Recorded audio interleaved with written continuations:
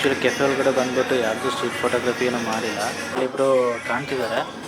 Just ಒಂದ್ಸಲ ಕೇಳ್ಕೊಂಬಿಡ್ತೀನಿ ಅವ್ರ ಹತ್ರ. ಅವ್ರ ರಿಯಾಕ್ಷನ್ ಹೆಂಗಿರುತ್ತೇನೋ ಗೊತ್ತಿಲ್ಲ. C okay. ಹಾಯ್ ಮ್ಯಾಮ್, ನೀವು ನೋಡೋಕ್ಕೆ ತುಂಬ ಚೆನ್ನಾಗಿ ಕಾಣ್ತಿದ್ರೆ ಆಮೇಲೆ 2 ಫೋಟೋ ತೆಗೋಬೋದಾ ಅಂತ ನಿಮ್ಮದು? ಫೋಟೋಸ್? ಹೌದು, ನಂದು ಇನ್ಸ್ಟಾಗ್ರಾಮ್ ಪೇಜ್ ಇದೆ ಮಿಲನ್ ಅಂತ. ಥರ ಫೋಟೋ ತಗೊಂಡು ರೀಲ್ಸ್ ಥರ ಪೋಸ್ಟ್ ಮಾಡ್ತೀವಿ.